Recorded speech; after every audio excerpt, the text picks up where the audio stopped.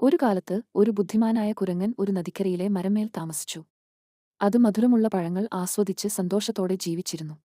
ഒരു ദിവസം ഒരു മുതല അയാളുമായി സുഹൃത്തായി. കുരങ്ങൻ മനസ്സുകൊണ്ട് തന്റെ പഴങ്ങൾ മുതലയുമായി പങ്കിട്ടു. ഒരു ദിവസം മുതലയുടെ ഭാര്യ അസൂയകൊണ്ട് കുരങ്ങന്റെ ഹൃദയം തിന്നാൻ ആഗ്രഹിച്ചു. അത് അവളെ ശക്തിയുള്ളവാക്കുമെന്ന് അവൾ വിശ്വസിച്ചു.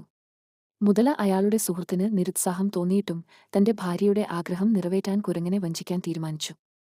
മുതല കുരങ്ങനെ തന്റെ വീട്ടിലേക്ക് വരാൻ ക്ഷണിച്ചു. കൂടാതെ നദി കടക്കാൻ തന്റെ പുറത്ത് കയറി യാത്ര ചെയ്യാൻ പറയുകയും ചെയ്തു.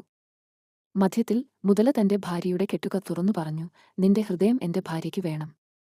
അതുകേട്ട് ബുദ്ധിമാനായ കുരങ്ങൻ ചിരിച്ചുകൊണ്ട് പറഞ്ഞു, "അയ്യോ, ഞാൻ എന്റെ ഹൃദയം മരത്തിൽ വെച്ചുകേണ്ടു വന്നിരിക്കുന്നു.